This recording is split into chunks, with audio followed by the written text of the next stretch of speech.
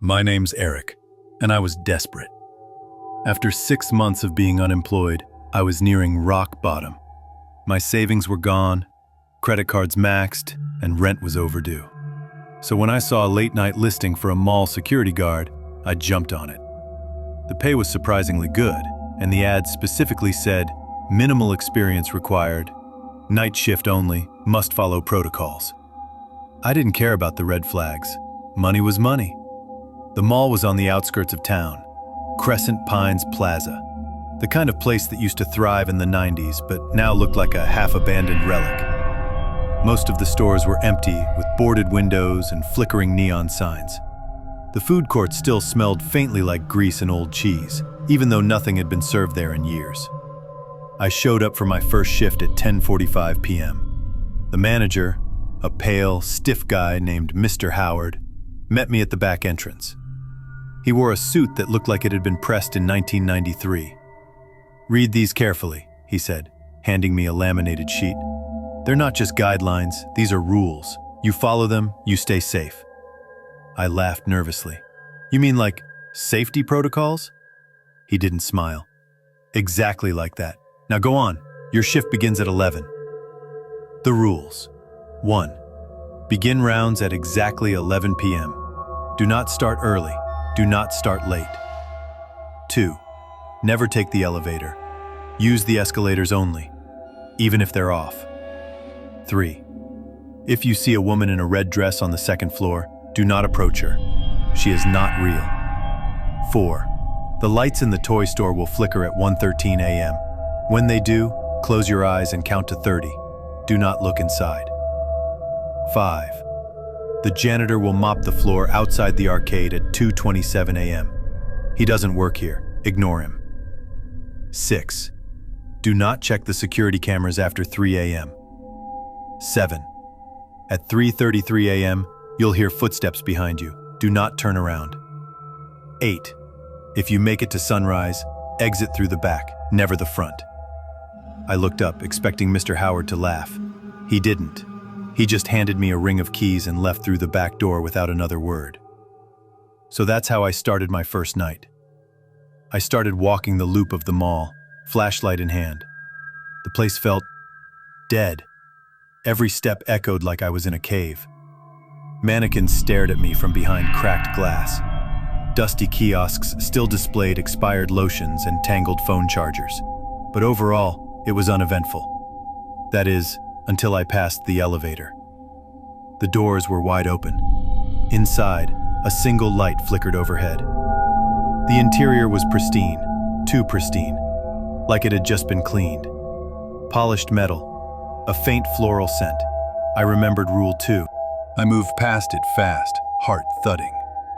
A chill followed me as I reached the escalator and climbed to the second floor. I was doing my second loop when I saw her. She stood motionless near the old Claire's, staring into a dark window. Long black hair, bright red dress, and bare feet. Her arms hung at her sides like dead weight. I stopped. The rules screamed in my head. She wasn't real.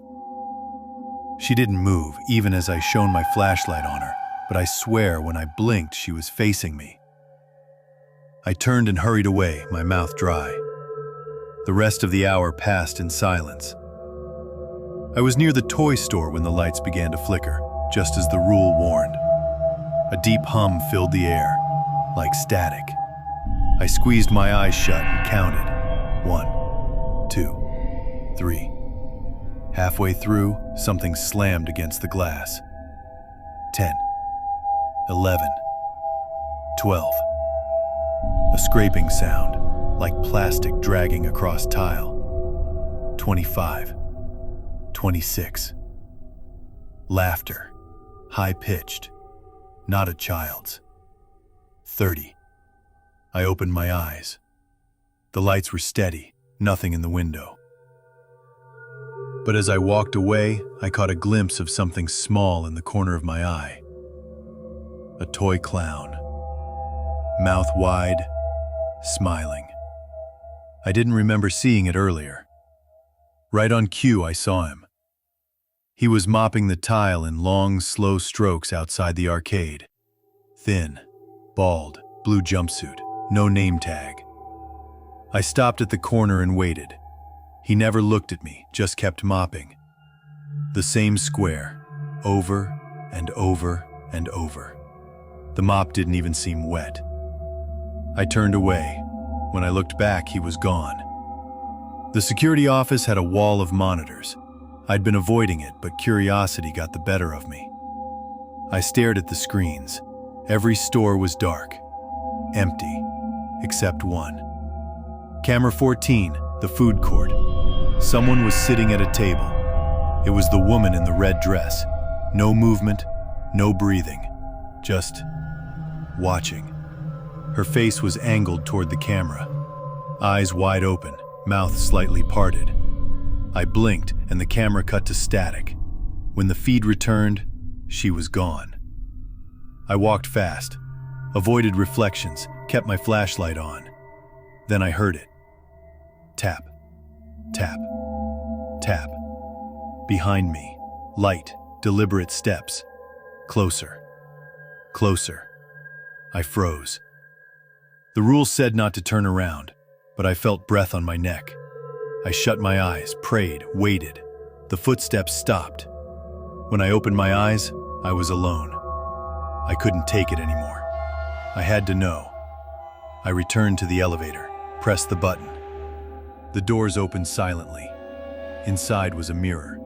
Not normal, this one was black, like obsidian. I stepped in. Nothing happened. I laughed nervously. Then the doors shut, and the lights went out. Pitch black. My flashlight flickered, then died. A voice whispered in the darkness, "You weren't supposed to do that." The elevator dropped. I screamed. I woke up on cold concrete. My head ached. My radio was dead. I was somewhere below the mall. Long corridors stretched in every direction. No signs, no light. Only that mirror. It stood in the middle of the hallway, freestanding. And in its reflection, I wasn't alone. A dozen figures stood behind me. All dressed in red, all watching. I turned, nothing there. Turned back, still in the mirror. They moved closer. I ran, didn't look back. Every door I tried was locked, until I found one slightly ajar. It led to a stairwell. Up, up, up. I burst out onto the first floor. The mall was different. Colder, darker. Stores were empty husks. Mannequins headless. The clocks read 5:59 a.m. I sprinted to the back exit. Sunlight was breaking through the cracks. I reached the door, pulled it open, and found Mr. Howard standing there. He didn't look surprised. "Most don't make it," he said. "Welcome back." I quit, obviously, but I couldn't stop thinking about that mirror, or the woman in red, or the fact that every time I close my eyes, I still hear footsteps. Last night, someone slipped a note under my apartment door. It read, "Round 2 begins tonight. You know the rules." And beneath that, a mirror, small, black, waiting.